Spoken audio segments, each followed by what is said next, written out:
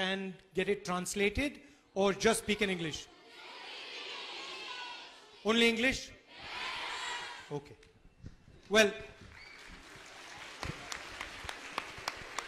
I'd like to welcome Principal Sir, all the faculty members, and all the young ladies, to this function. I'd also like to welcome Chief Minister, Education Minister, and other dignitaries. I'd like to start by saying it is an honor for me to come here and have a conversation with you. And it's an honor because I consider you to be the future of this country.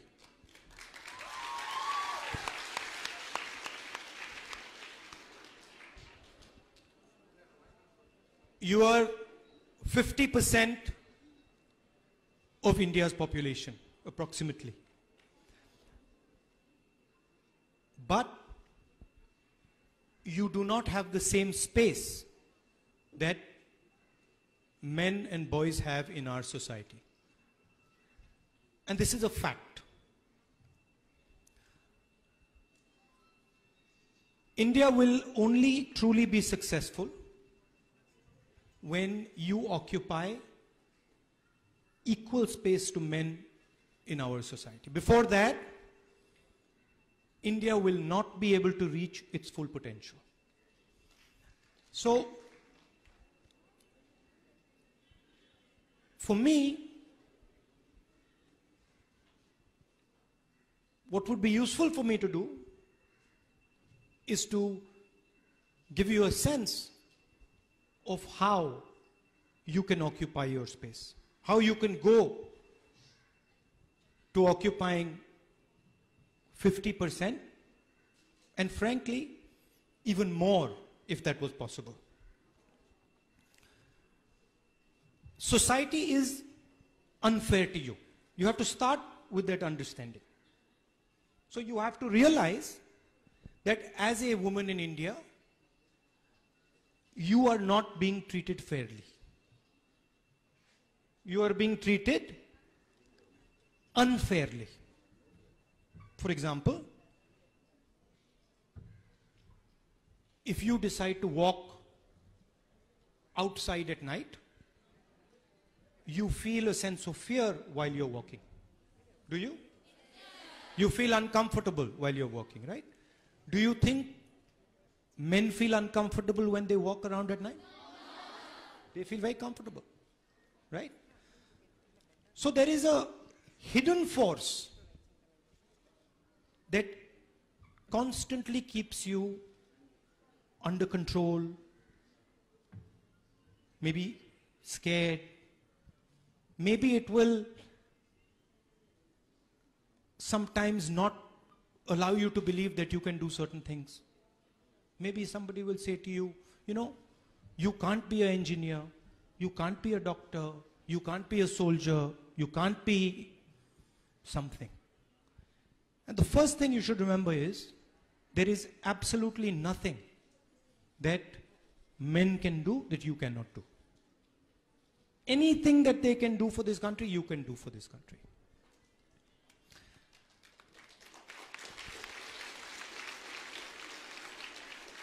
And then I'd like to give you one thing to think about before we have a conversation.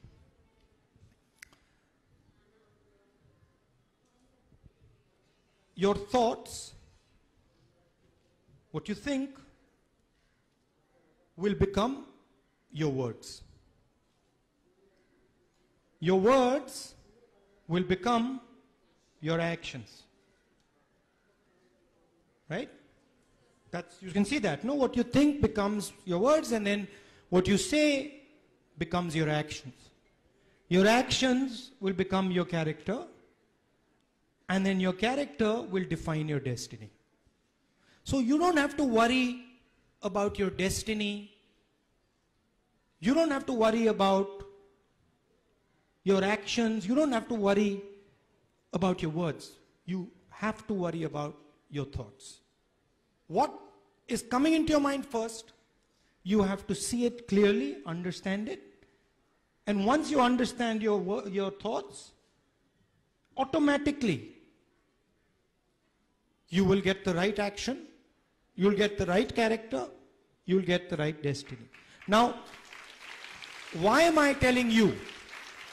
Why am I telling you you have to watch your thoughts? You will watch your thoughts at the individual level, but the nation is also moving forward based on your thoughts.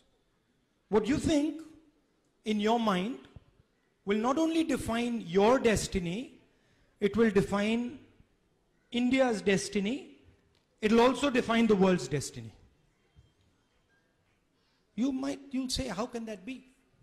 How can something I think define India's destiny or the world's destiny?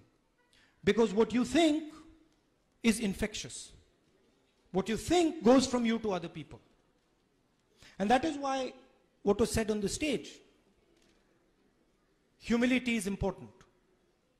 Because in this life, you will not do anything alone. You will never do anything alone. You might say, what are you studying? You might say, I am studying BSc Physics, correct? But can you study without your teachers? Can you study without your friends? Can you study without the people who have written the book? Can you study without the person who made these buildings? No. So we do nothing alone. And so we have to understand that whatever we do as a group. And we have to respect all those other people in the group. So, as women, you have to work with other women. You have to protect other women. You have to make other women feel comfortable. You have to make men also feel comfortable. But especially you have to make your sisters comfortable. So that's broadly my message to you. If you are arrogant, India will become arrogant. If you are angry, India will become angry. If you hate someone, India will hate. If you are affectionate, India will become affectionate. If you embrace your friend, India will embrace. So, you have to understand your power. You're not just individuals. You're also part of a city, you're part of a state, you're part of a country, you're part of the world. And so you have to act like that. You have to be careful what you're thinking. Sometimes you might get angry. You might say something bad to somebody. Try and control it. Try and see, maybe I can do something in a better way. I can do something in a more effective way. So that would be my advice to all of you. I think there is a lot that can be done to make you more comfortable. I mean, I'm very happy that this institution has grown so dramatically. From 300 young ladies to, what, almost 6,000? 5,600, and probably to 10,000, 20,000. We don't know where it can go. Right? And then imagine that every year almost 6,000 girls are going and influencing others. Maybe one girl influences 100 people, 200 people. So you can imagine your impact on Puducherry, on the nation. So I'm here to tell you that you must never feel pressured by anybody. You must never feel threatened by anybody. You must never feel scared of anything. It is important for you and it is important for the country also. Okay? So that is what I wanted to say to you. Now, feel free to ask me whatever questions you'd like. I'm happy to answer them for you. Thank you.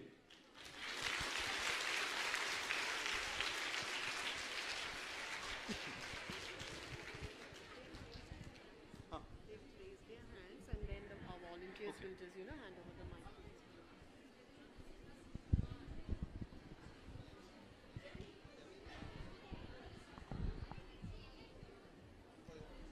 mic. Girls, one by one, you can raise your hands and you can ask sir questions. Please introduce yourself before starting the question.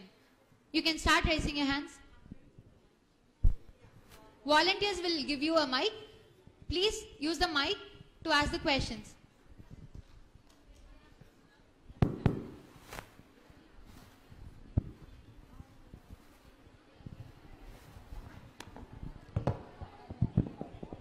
It's working.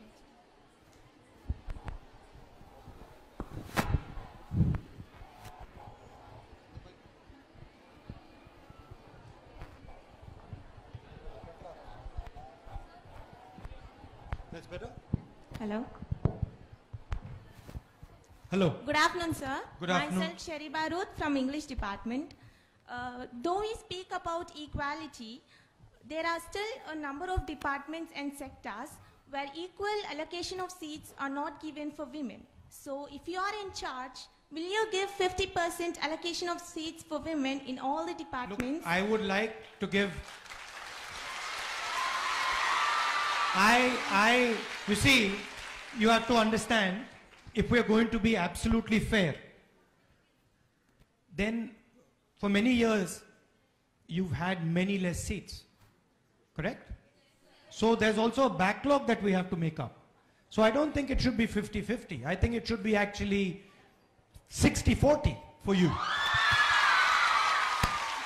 But that will be difficult, okay? Because the men will have something to say about it. They won't be happy about it. So let us start with 50-50 and then slowly go to 60-40. Thank you, sir. I'd like to, by the way, before I start, I'd like to apologize to all of you because my flight got delayed in Delhi, so you've had to wait here a little while. So I wanted to just say, apologize and say sorry about that. Next question, please. Volunteer, please hand over the mic. I'm Kamalni from BCom General. My question is, what advice could you give to young women to strengthening a democracy and to continue the economic prospects to our country? Democracy requires independent institutions. It requires a judiciary. It requires a free press. It requires conversation in the houses of parliament, in the houses, in the state houses. And all of you have a role to occupy those places. You will all become maybe judges, lawyers, journalists. You will work in these institutions. And the best way to defend democracy is to make sure that when you're working in these institutions, you're being independent.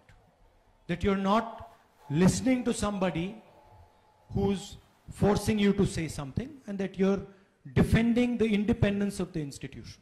So, for example, over here, if we have a free discussion, open discussion, that would be democratic. If, on the other hand, we didn't allow questions, we only gave a speech, and then we went away, that would not be democratic. So, it is your duty to force discussion where discussion is not happening.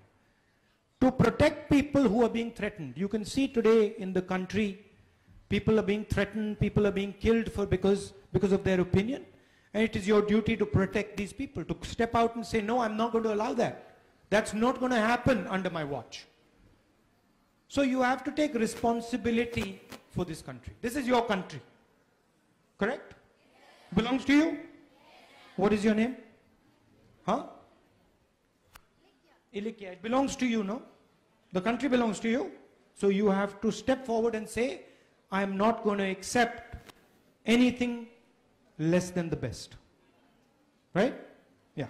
So that's basically the idea. You fight for your rights and you fight for the rights of everybody around you. And also, one more thing. One more thing.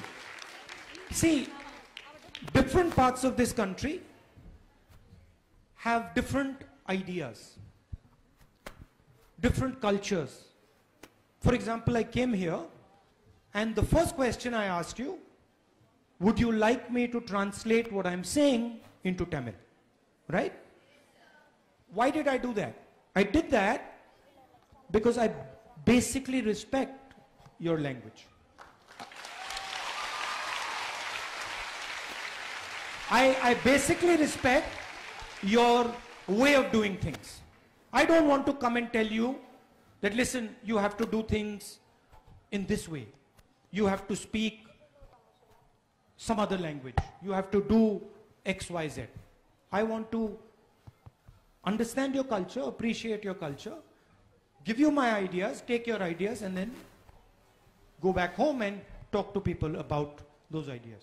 So it's also important that if you want to protect democracy in India, that you defend your culture. It is important that you defend your language. It is important that you defend your way of doing things. And the Tamil people should defend their culture. The Bengali people should defend their culture. Punjabi people should defend their culture. But always respect the other culture. So you can't say that I will defend my language, but then those people over there, their language I will not defend. Right? So that is the spirit of appreciation of other people's way of doing things, and that's at the heart of Indian democracy. India is actually many different ideas. There's not one idea in India. There are many, many, many different ideas, and that's the core of defending democracy.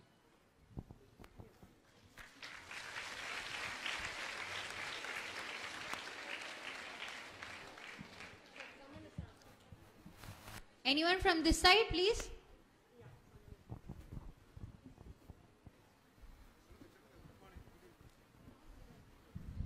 Good afternoon, sir. Where? Sir, I'm here. Okay, yeah. I'm Mahavidya from the Department of French. Do you have concrete plans for the rehabilitation of rape victims? Sorry? Do you have concrete plans for the rehabilitation of rape victims? I think, well, of course, you would have concrete plans for the rehabilitation of rape victims, and it's important. But I think there are two elements to the issue of violence against women. The first is a legal issue, right? And so you have to have laws that protect women and laws that are strict when a woman is raped. And the second thing you have to do is you have to protect women by changing the way society looks at women. It's not possible to rehabilitate a woman who has been raped if the society does not treat her properly, right? And in our society, women who have been raped are treated badly. They are shamed, they are not treated with respect. So you have to also, in addition to changing the law, in addition to protecting them legally, you also have to make sure that society treats them with respect. And you have to change the way men think about women. Yes, and I'm committed to doing all those three things. Thank you. That was wonderful. Thank you, sir. Next question, please. Sir, I'm here. Okay, listen, my name is not sir. Okay, my name is Rahul, so call me Rahul, please. Sir, you can call your principal sir, you can call your teachers sir, you call me Rahul. Okay?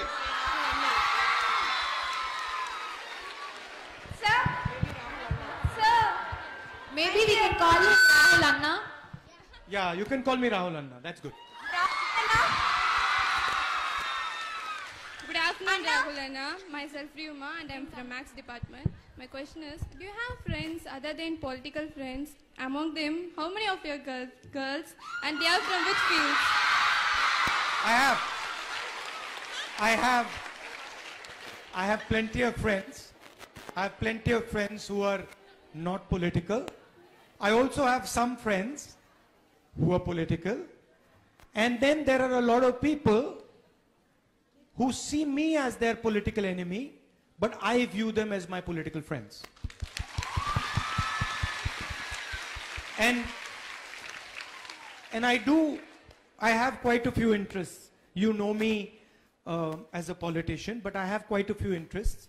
And I have friends who have similar interests. So I sort of discuss those interests with them and do a lot of those things with my friends. So yes, I do have friends. Do you? Huh? What? Girlfriends. We'll leave that for another day.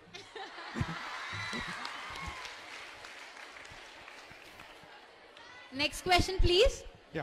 So, Rahul Anna.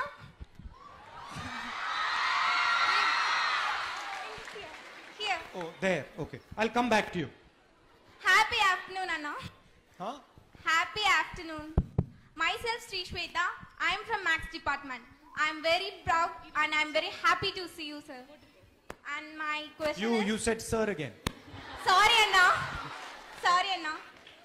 A lot of women harassment and suppressing is seen all over. According to you, how can a woman fight with this? No, sorry, what was the first part of your... Harassments. Harassment. I think, first of all, you as a woman should just stand up to it. And you should not step back. If someone harasses you, do not let them.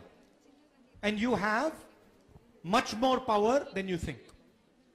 You have large number of friends who can help you. You have the legal system that helps you.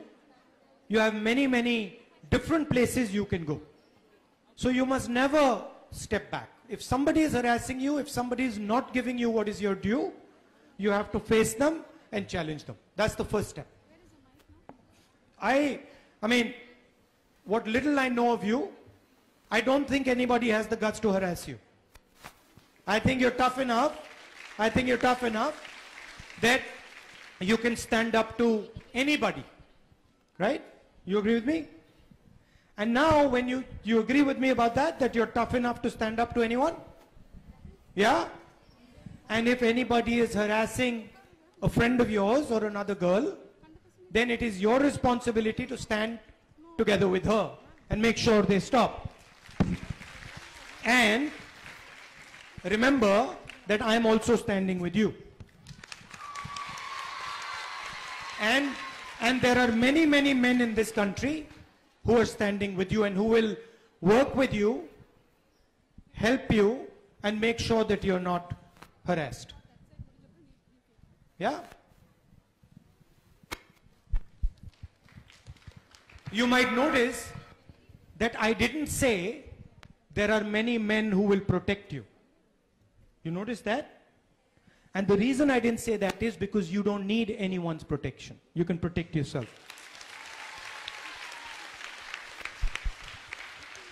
Good afternoon, Rahul ji. Here, Now, back where are of we? you. Here, sir. Okay, thank you. Good afternoon, Rahul ji. Myself, Bhuvaneshwari from Computer Science Department. What do you think of patriarchy? I don't like it.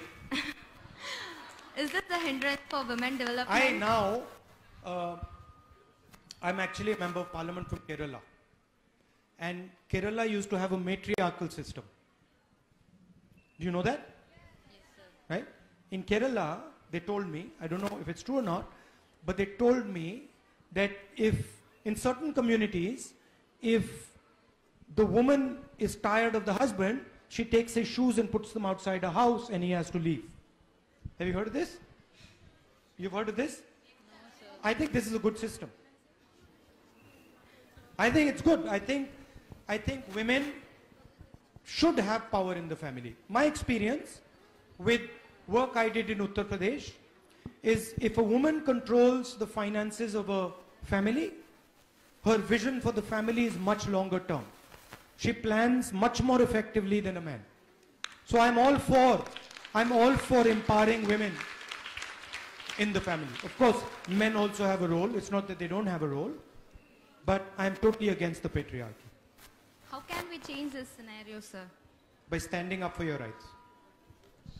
Tell me, when was the last time that someone made you feel uncomfortable because you're a woman? Today, sir. Tell me what happened. Actually, I was given a few questions to the teachers for me to ask you. But they said it's political, so I should not ask it. Okay, so ask it. Can I, sir? Yeah.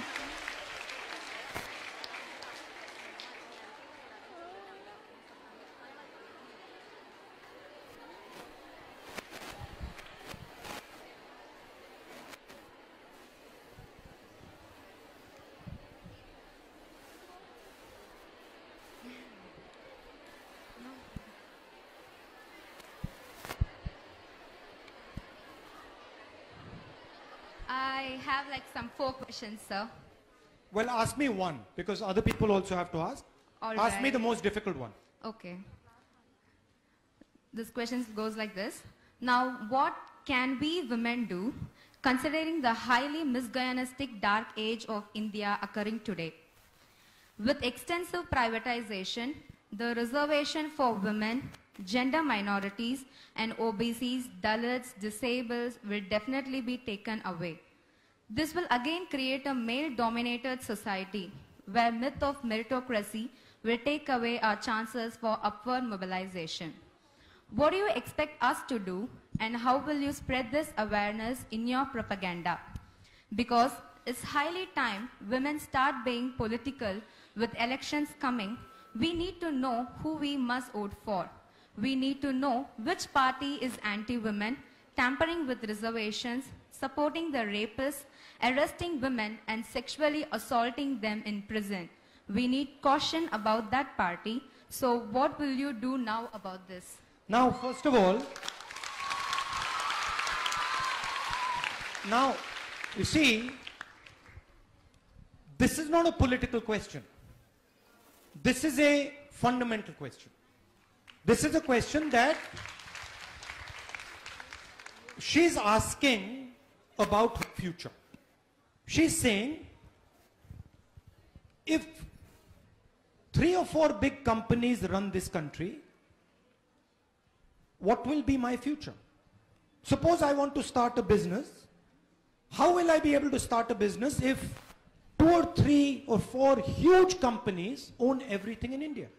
So this is a fundamental question. This is not a political question. This is an economic question. This is a social question. There's multiple different types of questions. So the first thing is, it is important for you girls to understand that jobs in this country are created by small and medium businesses, entrepreneurs, farmers, and traders. You know, you see these little restaurants, you see these shops, you see laborers working in the farm, you see small businesses. This is the backbone of job creation in this country. If this backbone is broken, you will not be able to get jobs in this country. It's simple. This backbone of small and medium businesses is what is going to give you a job. Right? And currently what is happening is a wholesale attack on the small and medium businesses, on the entrepreneurs, on the farmers. There are 3 new farm bills that have been passed. They are basically going to destroy Indian agriculture and hand Indian agriculture to 3 or 4 business people. Many of your parents here will be farmers. They will be devastated by these 3 laws. We are fighting these 3 laws. I am personally fighting these 3 laws, and I have personally given a speech in Parliament saying that these 3 laws will destroy agriculture. And the same was done with demonetization. The same was done with GST. And the same was done during Corona. You will remember that during Corona, the largest businesses in the country were given 1,50,000 crores tax relief.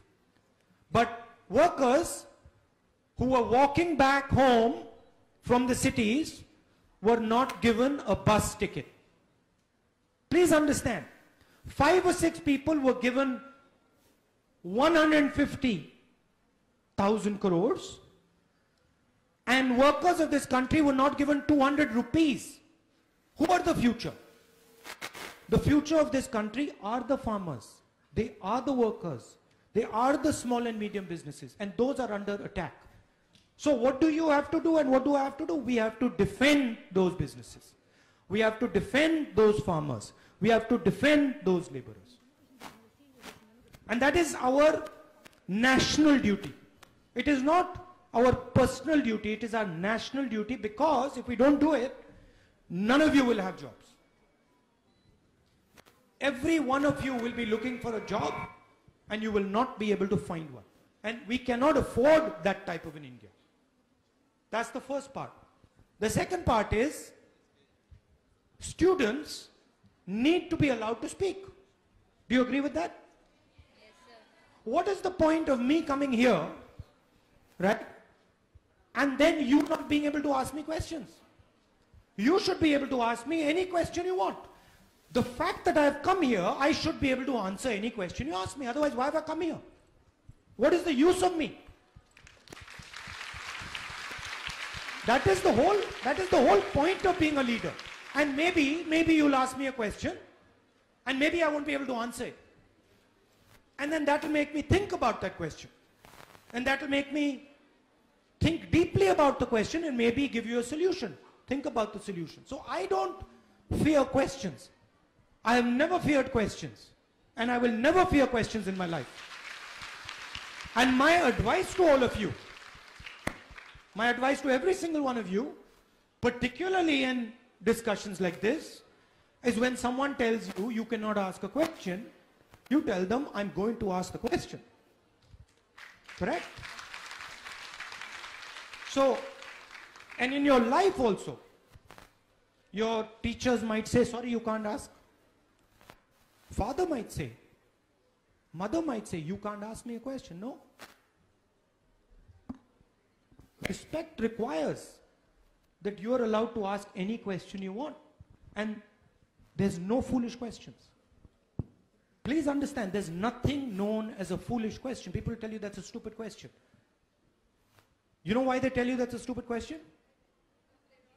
Exactly. Because they don't know the answer. That's it. They don't know the answer. So they say that's a stupid question. And I am interested in this country becoming successful and powerful. So we need all of you to ask all your politicians the hardest questions without any hesitation. Okay? Now, tell me, other than that, how was you being a woman? How were you discriminated against? Tell me an event in your life where something happened to you because you were a woman and that would not have happened to a man. Education, sir. Tell me. Actually, I like to join in an engineering college, Okay. where it's with boys and girls. But my parents suggested, and some of my friends, family, relatives, they suggested that I have to be in a women's college because that's safer for you than in a co-ed. Because where they fear that we would get mingled with boys and we would go in a wrong side or get attracted by them like that, something. So they are not allowing us. So, if I'm very blunt. So can I be blunt? So what they're telling you is we don't trust you. Yes, sir. Not. That's not fair. They don't even. The men's have to give them the trust, right? How much we can give them. But you should say to them that you should trust me. But You in should say to them you should trust me. situations, And my advice to you, and maybe you'll do it or you won't do it, my advice to you is, I would like to see you as an engineer. That's how I would like to see you, because that's what you want. Why should we make our girls study something they don't want? What is the use? Do you think you would be happier being an engineer? Yes, sir. Do you think you would be better at being an engineer? Yes, sir. So then why are we killing your potential? Why are we saying to you that no, don't do what you want to do, don't do what you can be good at, don't do what you can be world class at, do something that you don't want to do. You're going to be upset all your life. All your life you will be saying to yourself, I should have become an engineer. So, my advice, stand your ground. Yes, sir. And if you want, I'll help you. Thank you, sir. If you want, I'll speak to your parents and try and you, convince sir. them. That's so kind of you. Thank you. Hi Anna, I'm at your. Hi Anna. I'm raising some difficult questions, no? No, maybe I shouldn't have said that. What do you think? Huh? You think I should have said that, or you think I should have kept quiet? I should have said that, no? I felt I should have said that, so I said it. But maybe she got a bit uncomfortable. Exactly. Good afternoon, Rahul Anna. Now, This side. again, Here where, now. okay. Hi Anna. How are you doing, sir? I'm doing good. Okay, I'm very pleased. I'm a bit disturbed by that. Okay. No, honestly, because I'm thinking to myself, that's really unfair. And I know that many of you girls here are thinking to yourself that that same thing happened to us. How many girls over here feel that the same thing was done to them? Can you show me your hands? No, don't be shy. Show me your hands. See? Look. So I was disturbed by that. And my advice to all of you is do what you want. Don't let people make you do or study exactly what they want, because you're going to have to deal with it afterwards. Sorry. Okay, so I have two questions for you. The first one Political? is Political ones or non-political? one is little bit of a political one, but not much of a political one actually. So the first question. I'm fine with both. Okay. Okay. They might not like it. Okay. Okay, the first one is unemployment is being a major issue in India, as we all know. But what would you do to reduce or remove unemployment of women when you become the Prime Minister of India? I think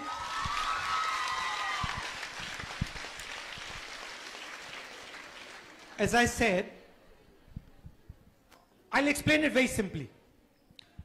If you want to create jobs, the most important thing is the banking system, right? The money that the country has in the banks and who controls it. That's the most important thing. Today, largest number of jobs in India are produced by small and medium businesses, entrepreneurs. But they do not have access to the banks. The banks, majority of the money of the banks is given to 5, 10, 15 of the biggest businessmen in the country. I would move the money of the banks from the 5, 10 biggest businesses in the country to the millions of smaller and middle-sized businesses in the country. That's what I would do. And then I would ensure that millions of Indian women who want to start a business, who want to employ people for India, can easily take bank loans and start their business. That's the first thing. Second thing is, I feel that the understanding of finance, understanding of money,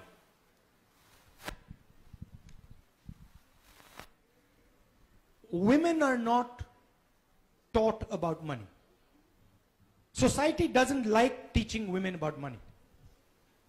Because the moment women understand money, women can become independent. And so I think that's a very important thing to do, to show women the link between finance and independence.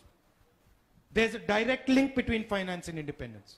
If you get married to somebody and you do not have access to finance, you cannot be independent. Simple.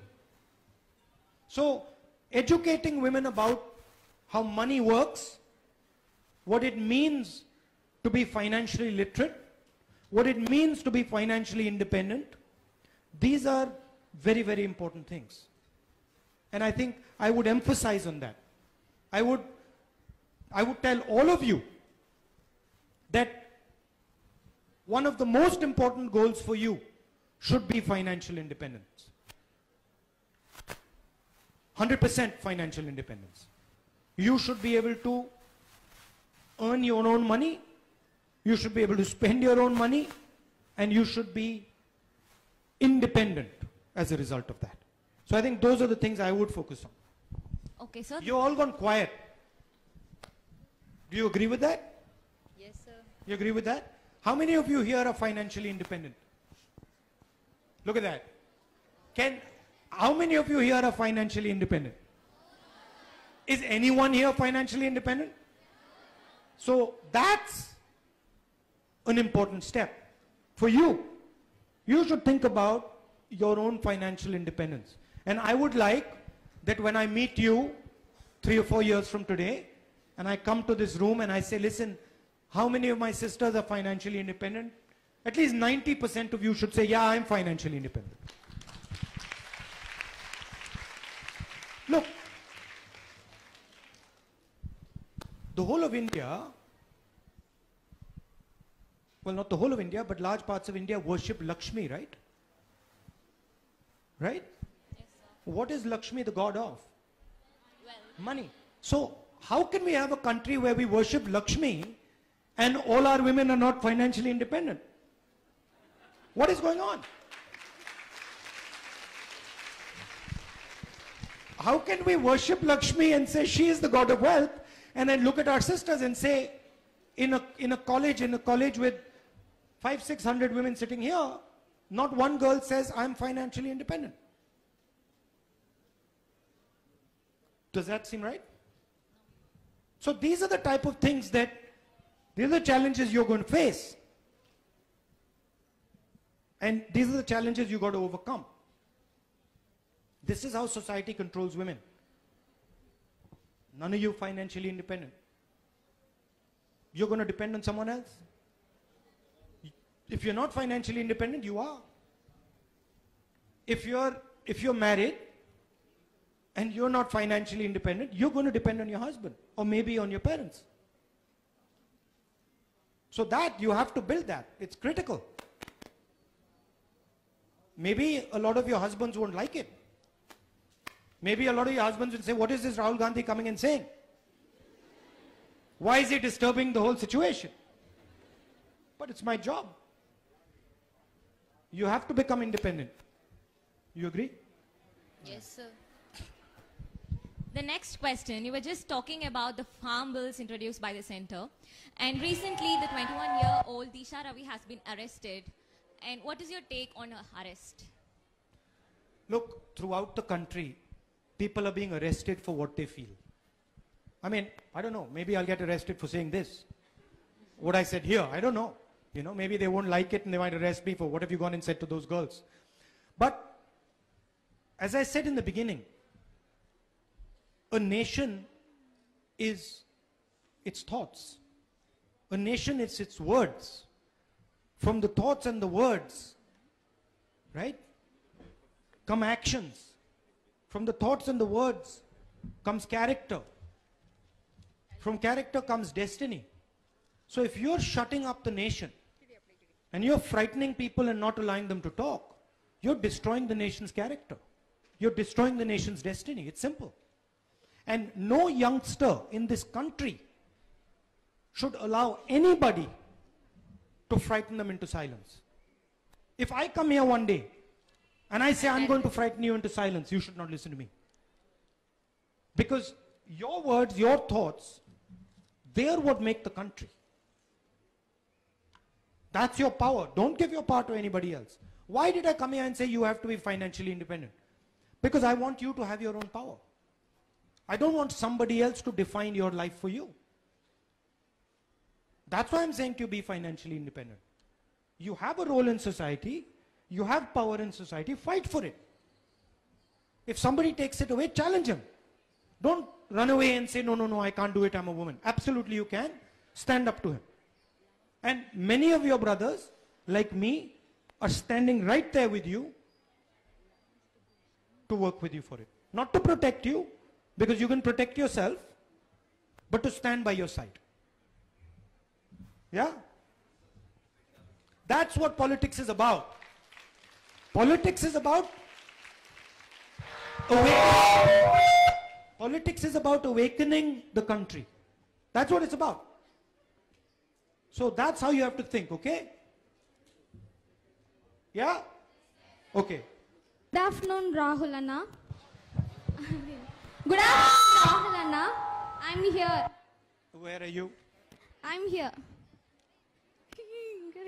Hello. Hello, Anna. I'm from economics department. Your father was killed by LTT.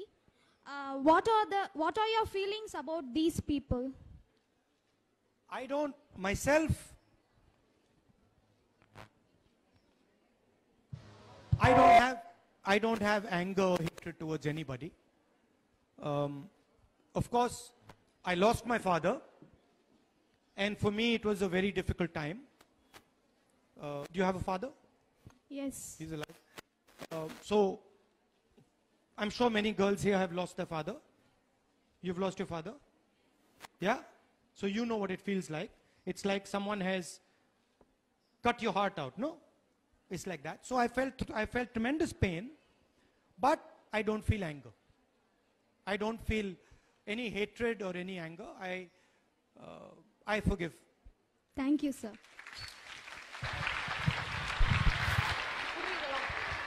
Hello. Anna.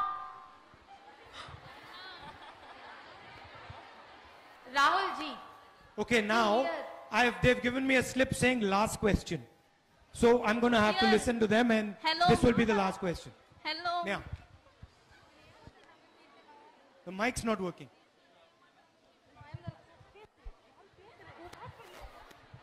Sir, can you please turn around? Yes. I'm asking a question here. Okay, yeah. Sir, good afternoon. You like sir, but call me Rahul, call me Anna, call me. Sorry, Anna. Be comfortable. I used to call my professor, Yeah, but so it's I- a habit in calling. But I want you to be comfortable. Okay, Anna. I want you to relax. I'll stick to Anna, no Yeah. more sir. Yeah. Okay. So my question is, even now you shared your pain by the loss of your father. So your Well, loss of my father, no, because I still carry my father with me. So, look, understand something.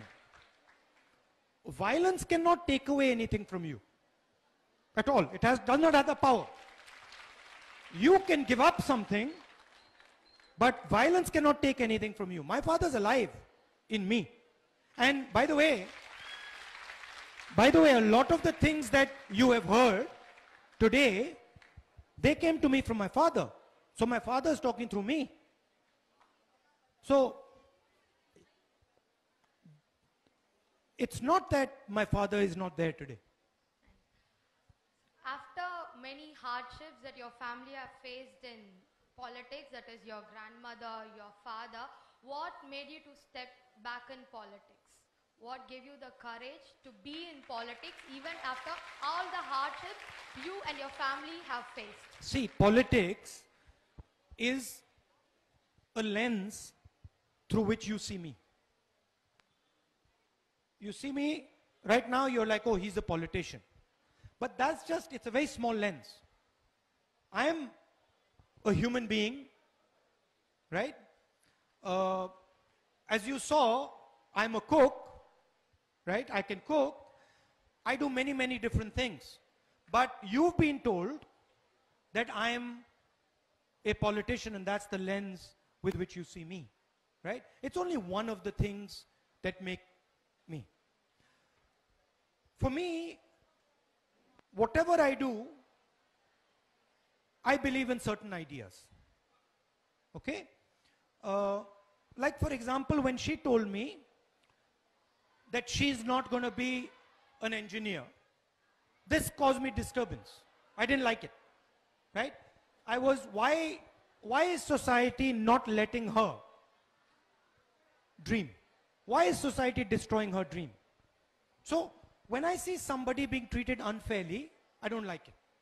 It irritates me and I want to try and do something about it. And I found that this profession that you call politics allows me to do that for many people. And so I do that.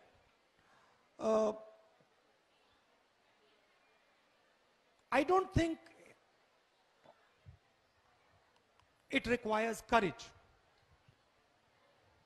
I just go ahead and do it. You know, that's just what I do. And for me, like this conversation I had with you, I'm going away with a lot of understanding that I got from you. You will think that, oh, I came here, gave a speech and left. But I learned from you. I learned many things from you. And I'm going to take that home with me. And I hope that you learned one or two things from me. Yeah. So I think that's what life is about. It's about me respecting you, me listening to you, and then you doing the same, and then us improving both our situation. I don't think that needs courage. No? Yes, sir. Thank you, sir. Thank you. Okay, now, okay, last one. Hello, sir. Now I'm going to get into trouble because I've got other people in a public meeting. I'm here.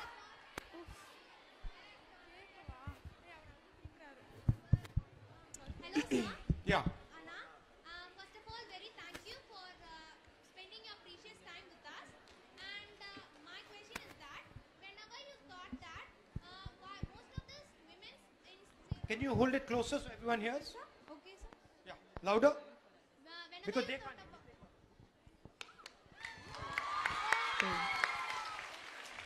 Thanks a lot, sir. Whenever you think about that, most of the women's were the toppers in the schools and schools exam and college exam, but only few were can reach the higher states in their as compared to men. Only few can reach their toppers.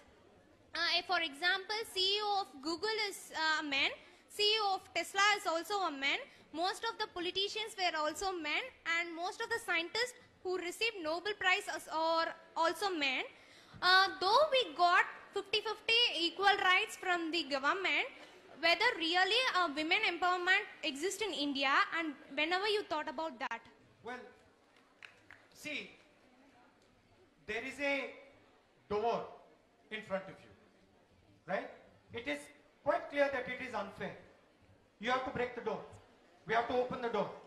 So you have to make examples. Okay, definitely, right? Anna. So you and many other girls here have to become examples.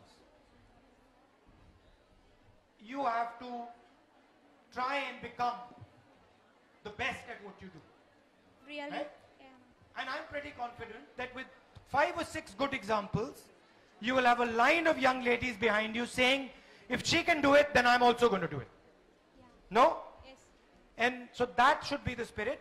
It is unfair, but we are going to make it fair. There is a door in front of you. We're going to break the door down. Okay? Okay. Thank you. Girls, I know you all hate letting him go, but we'll have to let him go now because he has another program to attend. Unfortunately, look, it's been a pleasure for me coming here and talking to you. Did you have a nice time? It's been a pleasure for me. Now I've got other people who I have to go and speak to because there's a public meeting, and so I can't delay much more. But maybe I'll come back here sometime and have a longer conversation with you. Okay? Yes. Thank you very much. Thank you. Please be seated, girls. Please be seated. Please be seated. I'll just, yes. Please be seated.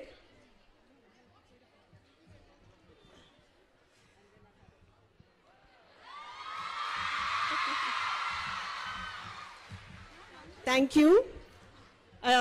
It is my privilege to thank our honored guest, Sri Rahul Gandhi, for kindly consenting